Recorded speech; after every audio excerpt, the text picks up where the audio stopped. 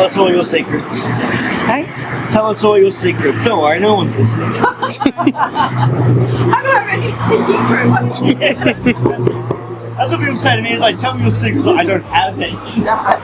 Yeah, you know, I can make things up if you like. That's not a secret either. Yeah, the making things up. Literally, I think.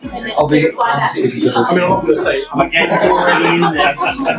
Ah, shit, where's the secret barrel? Oh no. Give it up for Dylan, who is the feature tonight. Fuck yeah.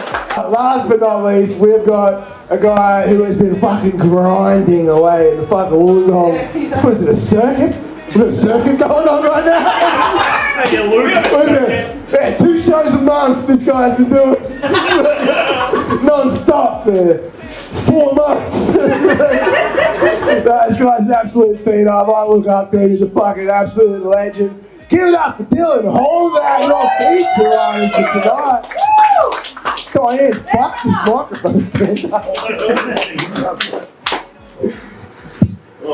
Mine's shot cameraman? Yes. Yeah, that's right. The feature act brings his own professional videographer. I always bring him. Hell yeah. Anyway, I'm Dylan. He, him. Sorry, that was for. Oh, they left. Sorry, that's right. I thought you might appreciate that.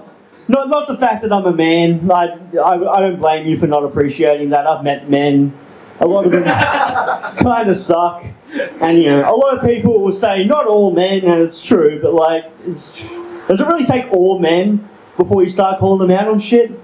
Is that a requirement? Like, did every single redback spider bite and kill a child before you decided to call them dangerous? A lot of people who say not all men, they'll also say, like, all Muslims are terrorists.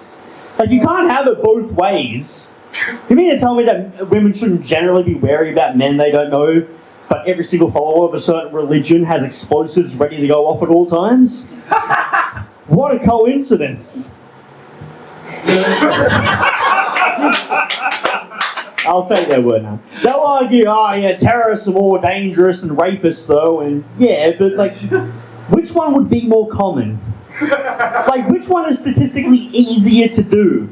Like, we're in Wollongong. I've gone out drinking many nights, and, like, you hear over here so many guys just say, like, the foulest shit, like Mickey Rourke shit. None of these guys are hosting Big Brother UK either. Not once have I ever gone out and heard a guy say, oh man, I've had so much to drink, let's go bomb some buildings! Oh, I'm so fucking wasted, let's go shoot up an airport! Doesn't happen. A lot of pedophiles and rapists out there, very few terrorists. Like, how many celebrities have been exposed as terrorists? A lot. I think we knew that part.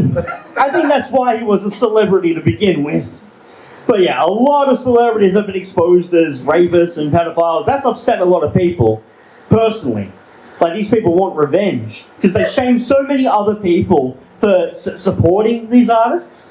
Like, supporting them's the entire point. I don't know, if I download a P. Diddy song, it's not like I'm there going, oh man, P. Diddy really needs the money right now. Gotta help him out.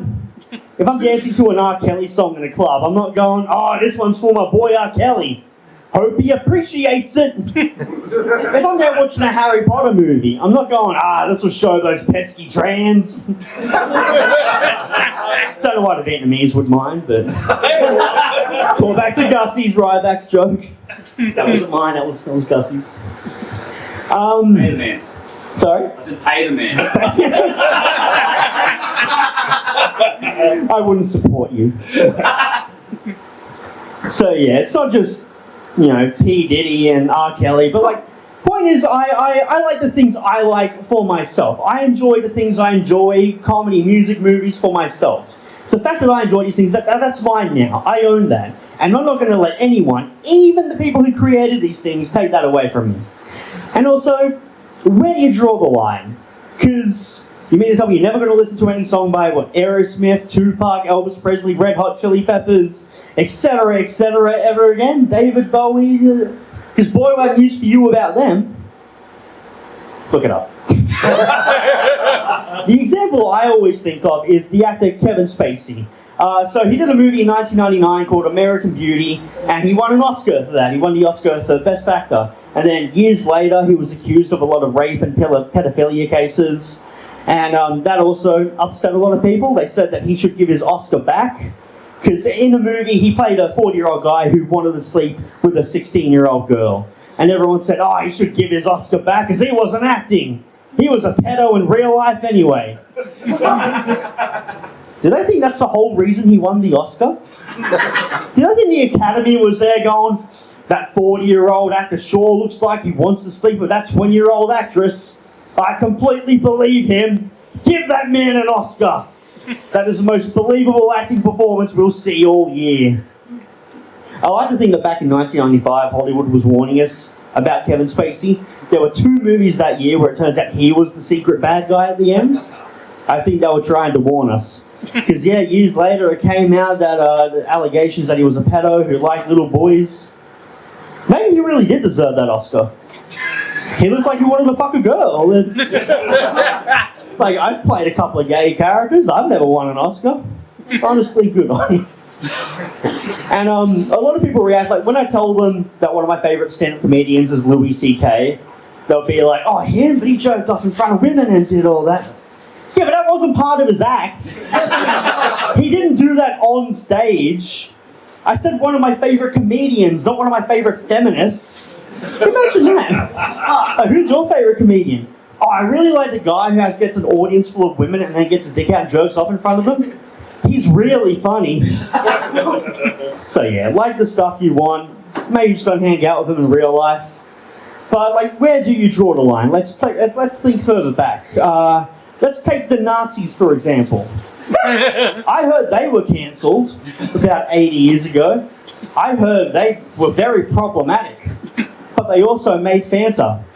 That's a true story. Fanta was created by Nazi scientists. Now, it's a true story. Now, I personally prefer Sunkist. I can easily just tell anyone that I'm taking a moral stance. Like, if anyone offers me a can of Fanta, I can just be like, hey, man, you know how many Jews were killed by Fanta? It'll work. But that's not, I've never turned down a can of Fanta for that reason, only because I'm a diabetic. It's true, I have diabetes. 5 years ago, I was diagnosed with type 1 diabetes, and 6 months later, I was re-diagnosed with type 2 diabetes. I guess I leveled up. No, the doctors got it wrong, but to be fair, they're only one type off. Close enough. More than anything, it made me realise how badly named the different types of diabetes are. Like, so many other diseases have different words, like severity. Cancer, you've got benign and malignant. Arthritis, you've got osteo and rheumatoid. Diabetes, you have 1 and 2. They're like side characters who don't have names. Whenever I tell someone I am a diabetic, they always respond like I'm a child who needs to go to the toilet. Is it number 1 or number 2? It makes my kidneys work overtime, and the medication gives me diarrhea. It's both. So yeah, I got type 2 diabetes because doctors say it's I was born with a bone growth disorder called Russell-Silver syndrome. It apparently makes you really prone to diabetes. So I didn't necessarily get it from, obesity, lack of exercise, too much sugar. That's just a coincidence. It's a very scary diagnosis, though. Honestly, I'm at home just dying, hallucinating, sofa, throwing up. And this was in April 2020. I don't know how much you guys remember April 2020. That was a scary time to suddenly get sick with brand new symptoms you'd never had before. There was a certain thing going around that people wanted to avoid. Syphilis, but thankfully it wasn't that. No. So I was living at home at the time, so my parents took me to Shell Harbour Hospital, and so I had to do a blood sugar test. Now, for those of you who don't know, a normal blood sugar level is between 5 and 10. If it gets up to like 15, that's when doctors start to get concerned. Yeah, mine was 43. I think that's a big number, yeah. Keep that in mind later. But yeah, so obviously diabetic, obviously dying from diabetes. So when the doctor came in to tell me, I'm just there on my phone. He comes in, I'm like, oh, tell me, doctor, what's wrong with me? He said type 1 diabetes. So I did. O-N-E space D-I-A-B-E-T-E-S. That was easy. Now what? Now you have to stab yourself in the stomach 6 times a day. So I was really sick, obviously. They transported me to Wollongong Hospital. I was there for a week.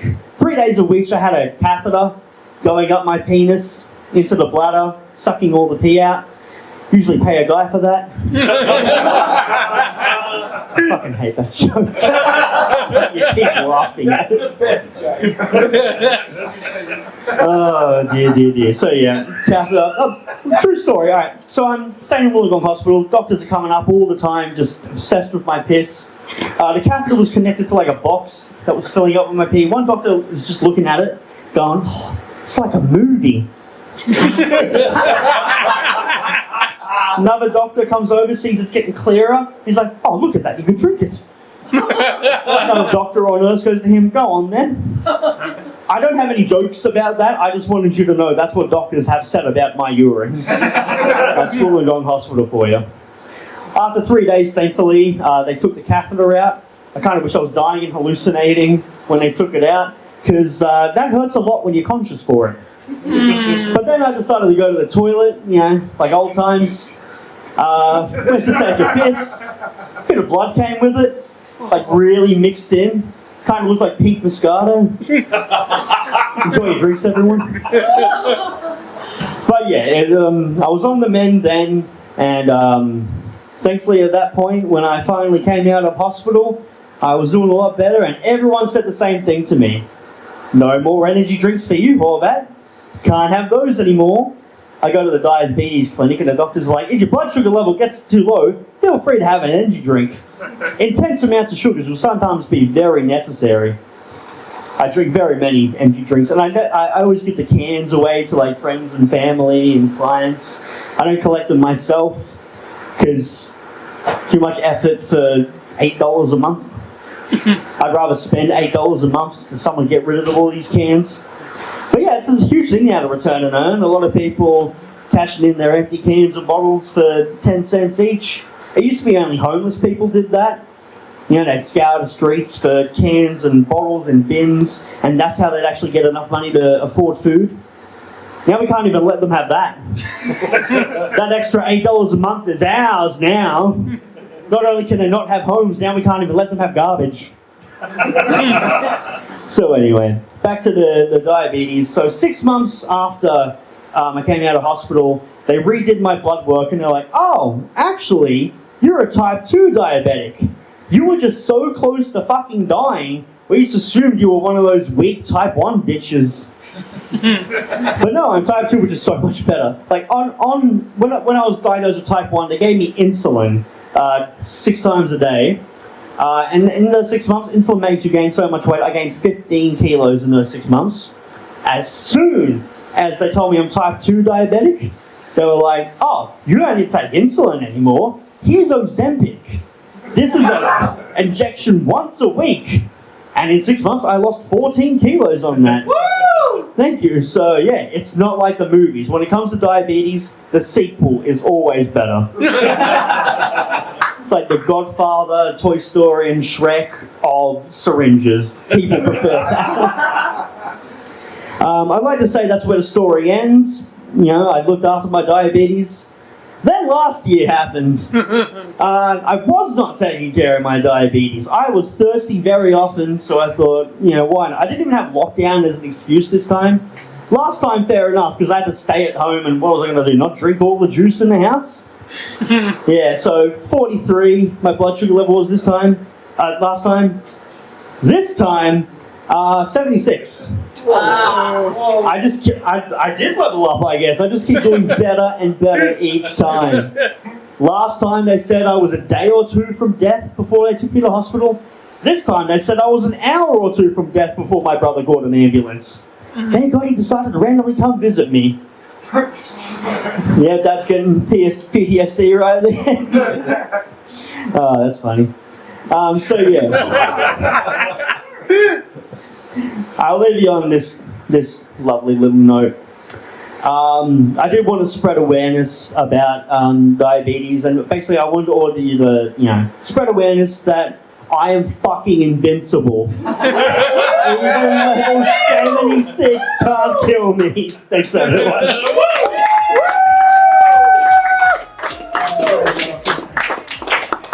Give it out one more time for Dylan. Hold that, ladies and gentlemen. The greatest comedy set you've ever seen by a man wearing a Spyro the Dragon t-shirt. Absolutely phenomenal stuff. We also hung with James, so we did some hard drugs, ordered some foreign lady, going from Honduras. One day I sure found little beams that could really sing there. It also did gay sound. We recorded him, gave it to the DJ. We sold the kid for millions. Oh, that whole pavilion, yeah. Hey, crowded killing. These snitches on me, Baby, oh my baby, oh my baby, oh. I thought I'm good raping guys, baby, oh my baby, oh my baby, oh. I never done any crime, but me to put my dead kid was the ever man. See you. Thanks for coming, guys. Brendan and Baby Guy. I'm drunk. Yo, where's my gun? I'm coming, baby.